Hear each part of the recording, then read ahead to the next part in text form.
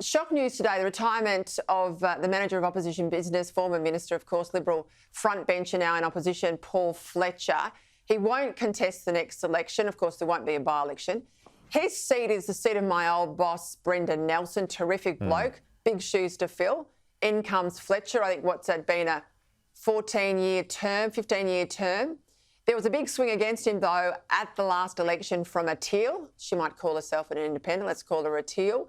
She's absolutely, though, back out there today throwing down the gauntlet. She's going to run. Have a listen.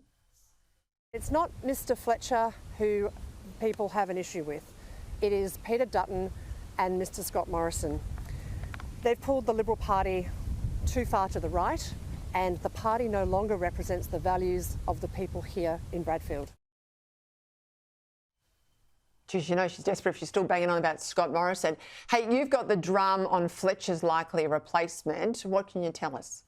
Well, it's Gisele Kapterian, who was the North Sydney candidate, a former Chief of Staff to Karen Andrews and Deputy to Steve Ciobo, worked for Julie Bishop, a moderate, a North Sydney councillor, has a degree from Cambridge, very presentable.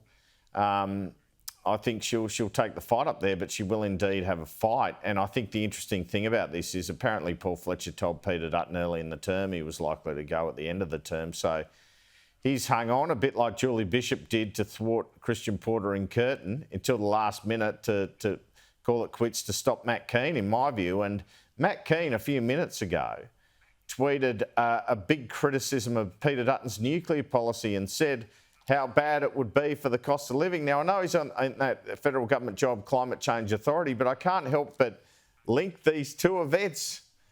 Him finding out he can't get this long sought-after seat of Bradfield, Peter, followed by an instant criticism of Peter Dutton's policy.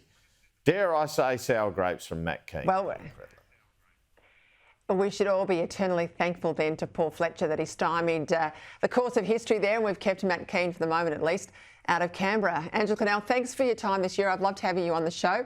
My viewers love it when there's a bit of, you know, backwards and forwards. It's not just we're not just singing from the same song sheet, and I think that's good on the program. Great to have you as always.